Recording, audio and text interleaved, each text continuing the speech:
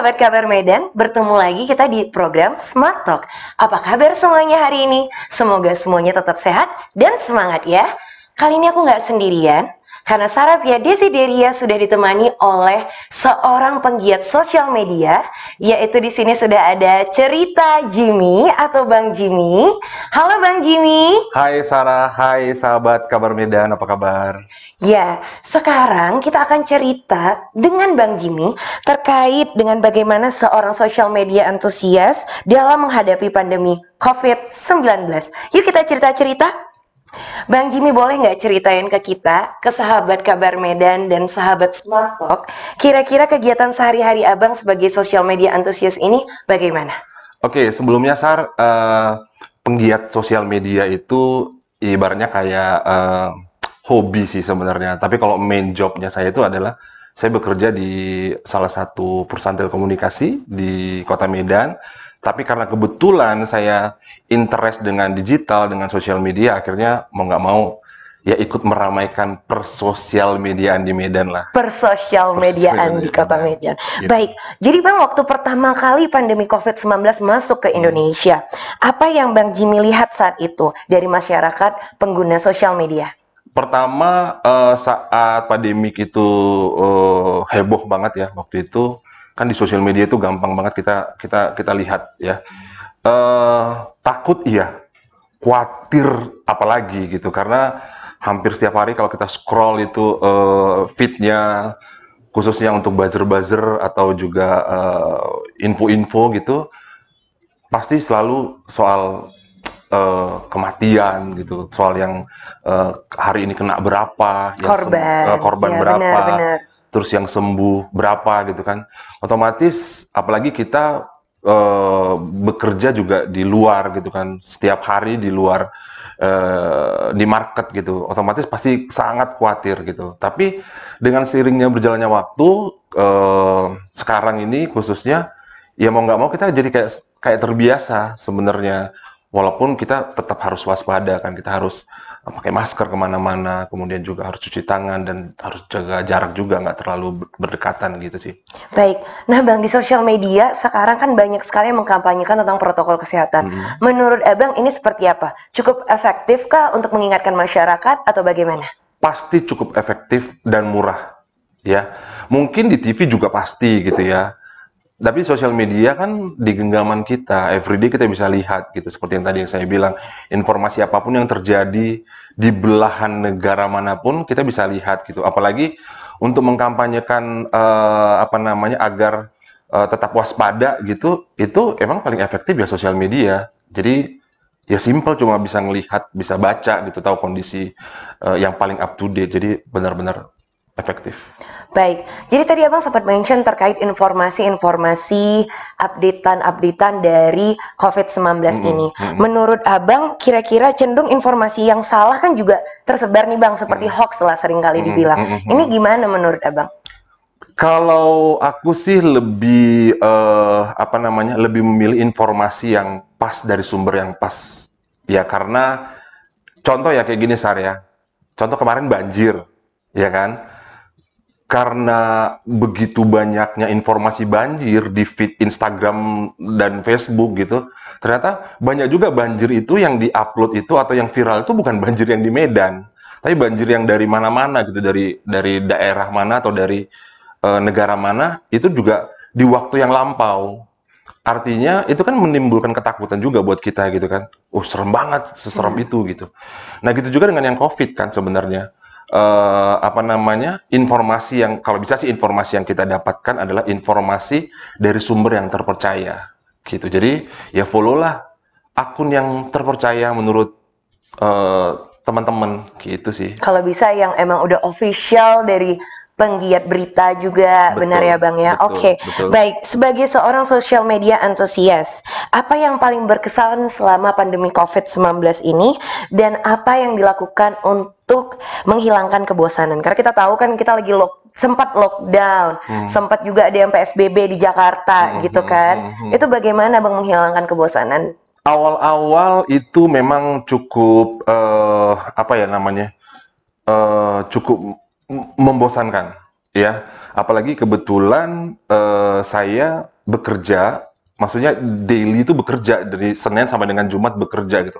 Itu harus keluar ini kan, keluar rumah gitu. Terus tiba-tiba harus quote and quote dipaksa untuk di rumah, walaupun bekerja ya, dipaksa meeting pakai virtual semuanya gitu kan, conference call, video call dan semuanya. Itu kan bayangin ya, kita nggak pernah kayak gitu terus tiba-tiba langsung langsung kayak gitu aja dibuatin kayak gitu situasinya gitu. Akhirnya membuat kita jadi merasa bosan dan timbullah macam-macam ide-ide gitu. Khususnya kayak di rumah biasanya apa namanya nggak pernah nanam nanam pohon gitu, nanam bunga gitu. Tiba-tiba seru juga ya nanam bunga gitu. Akhirnya beli bunga-bunga yang sekarang kekinian gitu. Itu juga tiba-tiba tidak menggunakan satu space di rumah gitu. Akhirnya kita setup biar kayak mini cafe, jadi bisa sama anak, sama keluarga, bisa nongkrong di situ seolah-olah kayak di cafe gitu. Jadi banyak hal-hal yang sebenarnya yang nggak pernah kita lakukan sebelum pandemik, itu kita lakukan untuk menghilangkan bosan. Wow, keren sekali dan sangat menarik. Baik sahabat Kabar Medan, kita bakalan ngobrol lagi sama Bang Jimmy terkait dengan bagaimana seorang social media entusias dalam menghadapi pandemi COVID-19 setelah yang satu ini. Ingat pesan ibu, pakai maskermu, cuci tangan pakai sabun, jangan sampai tertular.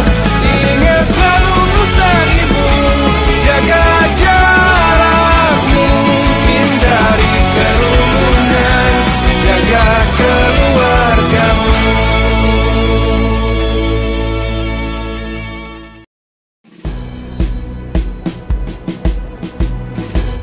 Jalani hari dengan tiga wajib, wajib iman, wajib aman, wajib imun. Berolahraga, riang gembira, mencegah kita jatuh sakit. Makanan bergizi tiap hari, tidur cukup itu pasti. Dan janganlah panik, berdoa tiada henti, wajib iman aman imun. Pakailah maskermu, jagalah jarakmu, cuci tanganmu selalu. Kita raih bahagia dengan iman aman imun, badan sehat bangsa kuat. Kita raih bahagia dengan iman aman imun, badan sehat bangsa kuat.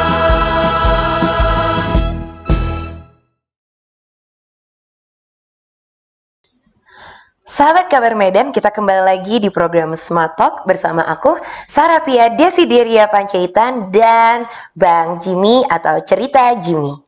Bang Jimmy, sejak kapan sih Abang mulai kegiatan endorsement? Kan Abang ini seorang social media entusias, penggiat social media. Pasti punya followers yang banyak, pasti punya engagement dengan para followers yang membuat produk-produk online sekarang itu tertarik untuk buat endorsement di Abang. Itu gimana Bang? Mulai dari kapan? Jadi Sar sebenarnya ini nggak sengaja sebenarnya. Saya nggak grujuk-grujuk tiba-tiba apa namanya suka dengan sosial media atau agak sedikit fokus atau menikmati sosial media. Dulunya belum fokus ya. Dulunya kan sebelumnya saya itu bekerja sebagai PR, which is itu berhubungan dengan media dong, Baik. berhubungan dengan teman-teman dari digital gitu. Akhirnya mau nggak mau kan saya harus ikut di dalamnya gitu. Akhirnya semakin banyak tahu terkait dengan digital, kemudian juga banyak teman-teman baru khususnya yang interest dengan dunia digital. Akhirnya mau nggak mau saya ya udah ikut menikmati, walaupun sebenarnya saya memang sangat ya suka ya terkait dengan digital. Jadi kalau dibilang sejak kapan, sejak ya mungkin sekitar 6-7 tahun lalu.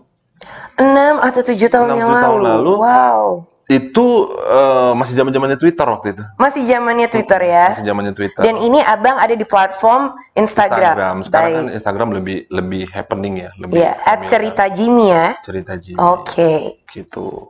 Ben, aku mau nanya juga nih Bang, gimana sih cara endorsementnya? Maksudnya ada nggak abang sendiri punya konsep sendiri untuk melakukan endorse ini? Oke, sejujurnya awalnya masuk pertama saya dari blog. Blog saya itu ceritajimmy.com. Tapi karena seiring berjalannya waktu, pekerjaan juga banyak banget, akhirnya blognya terbengkalai.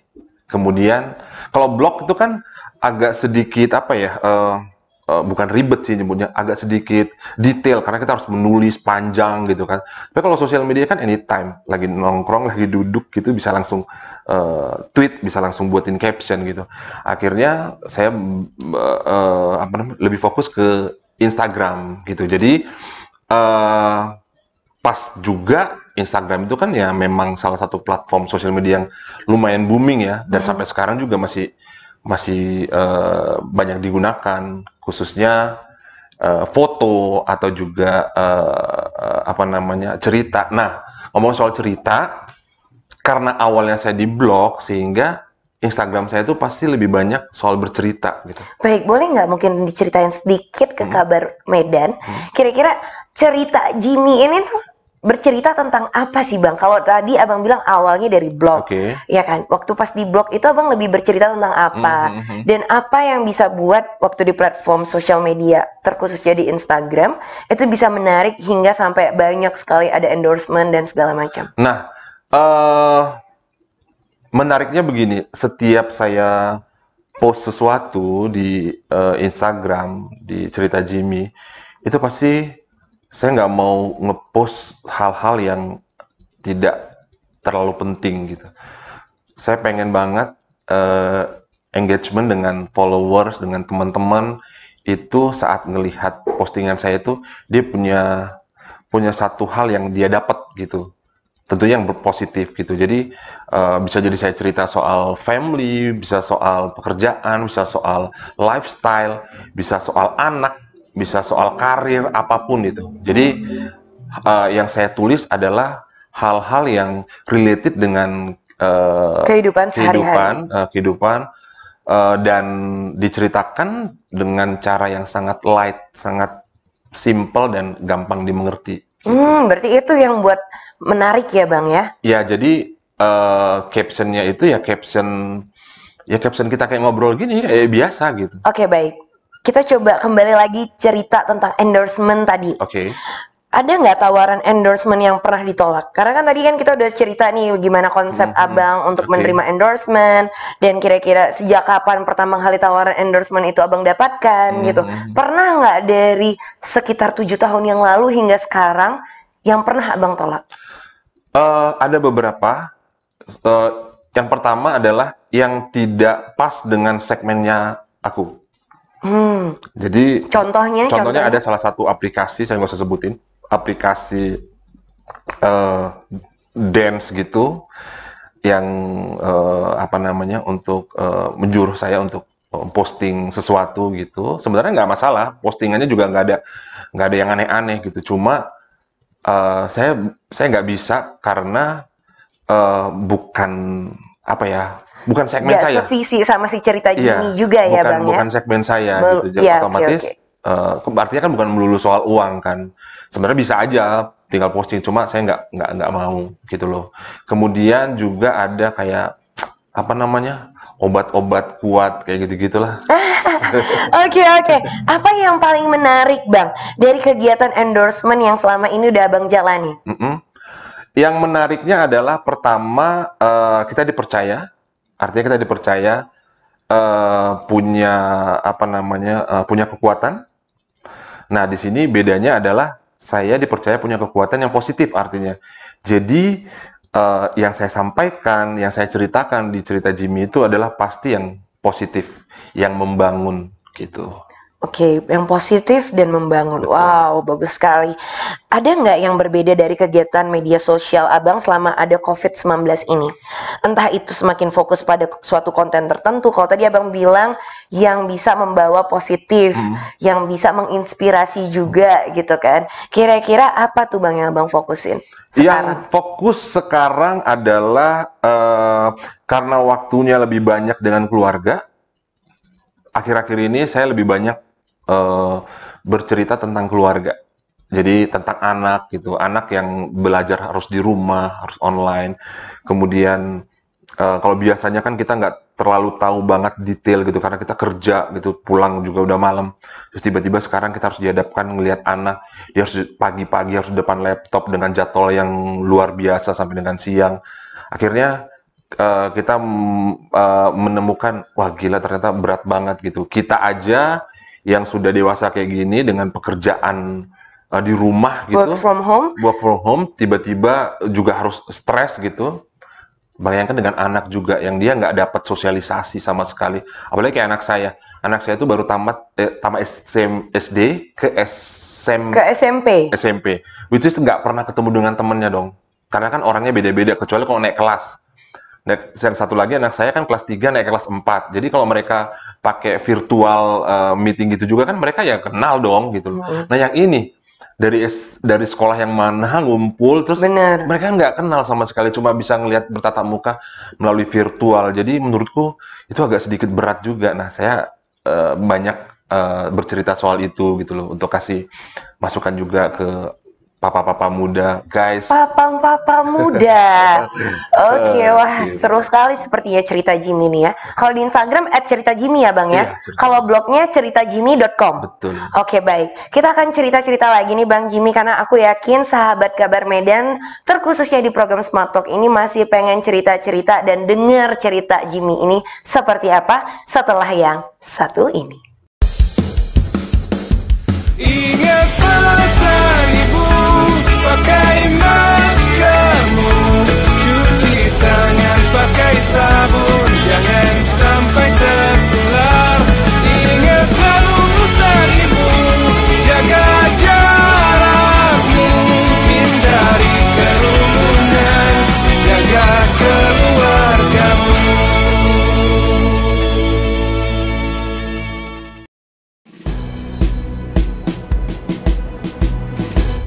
Jalani hari dengan 3 wajib, wajib iman, wajib aman, wajib imun.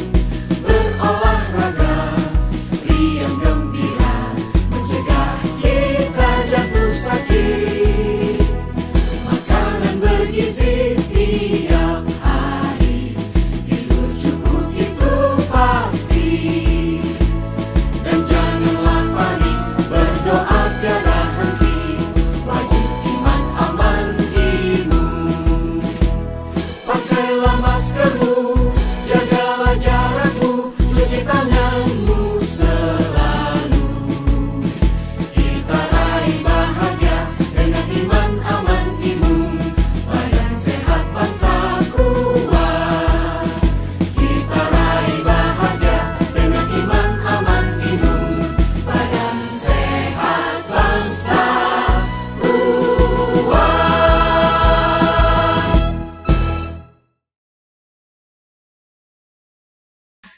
Sahabat Kabar Medan, kita masuk pada sesi terakhir bersama aku, Sarah Pia Desideria Panjaitan, dan Bang Jimmy atau sering dikenal dengan @cerita_jimmy.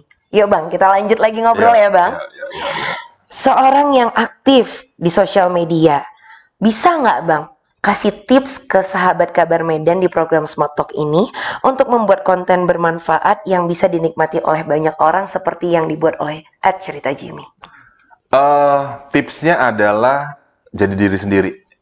Be yourself ya. Yes, karena begini deh Sar. Kamu sukanya apa sih sebenarnya? Aku sukanya apa? Aku sukanya apa ya? Aku suka coklat Bang. Coklat. Berarti makan dong? Makan. Oke. Kalau misalnya suatu saat Sarah akan fokus di dunia digital atau sosial media, ya usahakanlah buat konten yang berhubungan dengan makanan. Oke. Oke, misalnya Sarah suka traveling, ya pasti bisa buat blog atau Instagram yang berhubungan dengan traveling. Artinya kan diri sendiri kan. Jangan sampai kita berusaha untuk menjadi orang lain. Aduh, kayak ini lagi happening nih buat makanan. Tapi boro-boro kita makan aja jarang gitu loh. Makan aja misalnya harus nunggu temen gitu misalnya. Bener. Atau punya budget yang cukup terbatas Limited, misalnya kan. ya. Artinya apa? Artinya adalah memang harus memilih konten sesuai dengan diri kita sendiri. Aku punya teman banyak yang menurutku itu pas antara konten yang dia pilih sama dengan personality-nya. Jadi emang dia suka makan, everyday makan, ya pas dong kalau dia buatin konten makan. Tiap minggu pasti traveling kemanapun, backpacker sendiri. Terus dia buatin blog atau juga buatin akun yang berhubungan dengan traveling. Jadi pas. Jadi saran saya sih untuk semua sahabat kabar Medan, ya pilih konten yang sesuai, yang yang related dengan kita sendiri. Gitu. Benar-benar Bang, karena sekarang itu kan banyak sekali ya orang yang tiba-tiba viral, tiba-tiba banyak sekali anak-anak muda terkhususnya yang mereka bisa posting apa aja di halaman pribadi mereka dan dinikmatin oleh banyak orang. Tapi Bang, sayangnya nih, yang bisa kita lihat juga banyak sekali konten-konten yang edukatif dan informatif justru tertutup gitu kan, dan tidak bisa dibaca ataupun dipahami oleh banyak orang. Menurut Bang Jimmy itu gimana Bang, fenomena sekarang konten edukasi informatif yang malah sepi peminatnya? Oke, sebenarnya gini, Sar. Kita itu, kamu, saya adalah cerminan siapa yang saya follow. Oke, kemudian kamu, saya adalah bisa dilihat dari explore-nya Instagram kita. Jadi kalau Sarah sekarang buka handphone, lihat explore-nya. Kalau dominan di dalamnya itu adalah contoh make up gitu atau makanan, artinya Instagram melihat Sarah sangat interest dengan kedua itu gitu. Gitu juga dengan saya misalnya. Saya paling suka tuh kalau ngelihat, mungkin kalau lagi stres gitu, saya lihat suka makan makanan yang aneh, misalnya tiba-tiba makan di tengah laut, masak di hutan gitu kan. Kayaknya challenging banget gitu. Artinya apa? Artinya yang kita ikutin, yang kita lihat adalah yang kita mau, yang kita pengenin gitu loh. Sekarang Sarah balik lagi. Yang Sarah follow itu adalah akun-akun penyebar hoax, yang selalu posting soal Sarah misalnya, yang posting soal kebencian atau apapun itu. Artinya bisa jadi Sarah akan ada di situ, di lingkaran itu gitu. Sehingga mau nggak mau suatu saat Sarah pasti akan terbersit untuk let's say repost atau komen, paling nggak udah gatal banget nih tangan pengen komen gitu kan. Nah, kan itu sebenarnya yang membuat semakin banyak dan semakin viral. Sekarang coba deh kalau misalnya akun-akun seperti itu nggak ada yang lihat, nggak ada yang repost, emang dia bisa viral? Artinya ya mari sama-sama kita jaga akun sosial media kita, jaga siapa yang kita follow, jaga siapa yang kita share. Oke, bagus sekali sahabat kabar Medan. Berarti ini semua dimulai dari diri sendiri. Benar. Untuk memilih juga apa yang mau dibaca, apa yang mau didengar, dan apa yang mau di-follow ya kan Bang? Baik. Betul. Nah Bang, kalau kita tadi udah cerita tentang Abang nih, kita juga dari sahabat kabar Medan tim juga cek bahwa rupanya anak dari Bang Jimmy aktif juga di sosial media. Gimana cara mengontrol anak untuk menggunakan medsos ini Bang? Iya, anak saya yang pertama itu sekarang kelas 1 SMP, yang kedua kelas 4 SD, rata-rata punya sosial media. Tapi sebenarnya gini sih, mereka sosial medianya nggak terlalu freak sih, nggak terlalu biasa aja gitu. Cuma gadget sih, mereka kan lebih banyak game sekarang itu. Aduh. Apalagi sekolah daring ya Bang ya. Betul. Jadi memang gadget itu harus ada gitu kan untuk ke anak-anak. Banget. Break nanti sekolah gitu tiba-tiba udah main PUBG aja. Benar. Jadi saya lebih ngelihatnya itu adalah soal gadgetnya dan boleh juga lah soal sosial media. Mungkin kalau saya lebih banyak kayak ngasih waktu mereka saat mereka waktu masih sekolah gitu ya. Masih sekolah itu biasanya mereka bisa main handphone atau main sosial media itu paling sore gitu. Karena kan pagi sampai dengan siang kan mereka sekolah gitu. Nah kalau sekarang itu ya agak sedikit eh, apa namanya di luar dugaan gitu kan, karena saya kerja gitu.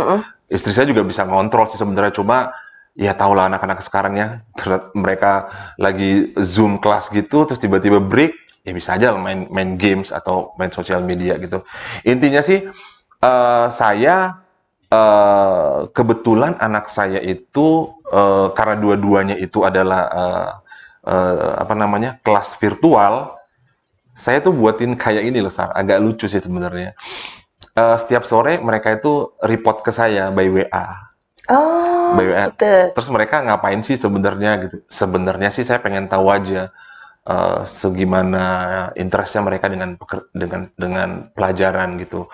Walaupun saya dapat dari report dari miss-nya juga dari sekolahnya gitu. Tapi paling tidak saya tahu, dan dia punya responsibility gitu loh. Oh, saya harus Nanti report harus ada laporan ke papa Betul. gitu ya kan? Walaupun sebenarnya reportnya itu agak sedikit unik-unik sih, dan itu selalu saya share juga di cerita Jimmy untuk share ke semua teman-teman. Guys, kita walaupun sibuk ya bolehlah kita harus care juga gitu, walaupun cuma nanya by WA. Ya wajib care dong Bang, karena Iya, itu kan iya. anak sendiri gitu kan. Betul. Bang tadi emang sempat mention anak-anak belajar dari rumah. Oke. Nah, Abang sebagai orang tua itu lebih menyukai sekolah daring seperti ini atau justru seperti dulu sekolah tatap muka? Harusnya tatap muka. Pertama, dia pasti akan lebih banyak apa ya, lebih banyak bersosialisasi. Ya, anak saya baru masuk SMP, nggak kenal siapapun, sekarang cuma kenal by virtual. Itu menurut saya agak sedikit menyiksa ya. Dia cuma melihat temennya dari virtual gitu loh. Bayangkan kalau dia itu ke sekolah, dia bisa bersosialisasi, bisa bercengkrama, bisa bermain. Kan beda kan bermain di depan laptop dibanding dengan dia harus Ketemu sama teman di sekolah. Betul. Iya, benar. Jadi saya lebih setuju dengan Sekolah tatap muka. Itu yang dari sisi sosialisasi. Tapi kalau dari sisi apa namanya, dari sisi guru juga saya lebih setuju. Karena apa? Ya dia bisa lihat langsung gurunya, guru juga bisa langsung touch gitu. Kalau dia nggak ngerti, langsung bisa ajarin on the spot gitu. Dibanding dengan sekarang kan, ya virtual tuh harus sangat menyiksa menurutku. Sangat menyiksa ya. Sangat menyiksa. Tapi semoga di tahun depan kita udah bisa melakukan sekolah dengan tatap muka. Amin. Ya Mudah-mudahan kan, sih katanya Januari ya. Januari mungkin, itu iya. ada. Oke, nanti kita tunggu dulu karena kita bakalan mau cerita juga nih Bang, terkait kembali lagi ke cerita Jimmy. Kalau tadi Oke. kita udah tanya-tanya juga seputar gimana anak Abang dan bagaimana cara Abang mengurus anak-anak di tengah pandemi COVID-19 dalam penggunaan sosial media. Dan tadi Abang juga udah bagikan ke sahabat Kabar Medan bahwa dengan membuat daily report keseharian dari anak-anak Abang gitu. Next Bang, kita mau cerita tentang cerita Jimmy lagi. Punya haters nggak Bang cerita Jimmy ini? Karena kan seperti yang kita ketahui, setiap penggiat sosial media itu pasti selain punya followers yang banyak dan selain punya pendukung yang banyak juga, pasti kan ada juga haters atau mungkin netizen Oke. yang iseng mungkin untuk mengkomen ataupun merespon cerita Jimmy dengan maaf kata kurang baik. Karena kebetulan teman-teman saya punya teman sih, followers itu saya adalah mungkin yang mature ya, maksudnya yang nggak ada yang apa namanya, nggak ada yang ABG mungkin ya, karena kan saya Oh, juga mostly yang view itu rata-rata. iya udah bekerja gitu, Oh, maksudnya udah oke, mature oke. gitu. Jadi jarang sih, karena satu lagi balik lagi seperti yang aku bilang tadi, aku tidak pernah memulai ada interaksi di akun-akun yang aneh-aneh gitu, yang banyak hatersnya gitu, atau paling tidak aku komen di suatu tempat gitu, di satu akun gosip misalnya, terus aku komen atau apa, nggak pernah sama sekali gitu. Jadi mungkin ya tersaring secara alamiah, sehingga ya positif aja sih, nggak pernah ada ini. Paling kalau ada DM-nya juga lebih ke misalnya kayak typo gitu kan, ada bang itu typo, bang itu salah gitu. Oh ya oke, aku ini gitu, atau bahkan nanya pun lebih Bang itu di mana gitu, itu di mana, lebih banyak DM gitu. Artinya memang menurutku sih followernya sangat mature. Oke. Wah, berarti Abang salah satu penggiat sosial media yang sangat beruntung nih, Bang. Kenapa gitu? Ya karena kan seperti yang kita ketahui banyak sekali tuh haters-haters, apalagi zaman sekarang dengan akun-akun gosip yang begitu banyak, ya kan. Tapi cerita Jimmy rupanya masih bebas dari haters. Nah, kalau tadi Abang udah mention tentang followers, apa sebenarnya peran followers dan arti dari followers untuk cerita Jimmy? Followers itu teman buat saya. Teman. Saya sering komen, saya di DM gitu, walaupun saya nggak kenal gitu. Kalau udah teman, bayangin kalau udah teman itu artinya adalah take and give kan, ada kontak apa ya dibilangnya, kehangatan lah di sana ya. Kalau udah ngomongin soal teman, bukan sebatas followers, lu follow gua, terus gua follow kau gitu, nggak sebatas itu gitu. Jadi saya menganggapnya sebagai teman, artinya segala masukan misalnya atau saran atau apapun itu ya saya menerima. Gitu juga kalau misalnya one day mereka post terus saya agak interest, saya juga kasih respon, kasih masukan. Dan banyak juga kebetulan kan saya sering buatin video-video 15 detik gitu ya untuk di Instastory, pakai video dan pakai kata-kata gitu, kayak kata-kata yang buat lebih kuat, kata-kata lebih buat survive gitu. Banyak juga teman-teman atau followers itu yang minta dibuatin gitu. Misalnya dia bilang gini, "Bang, aku lagi ini banget, orang tua aku lagi maksa aku untuk ini gitu kan. Bang, kira-kira buatin apa gitu, Bang? Buatin sesuatu gitu."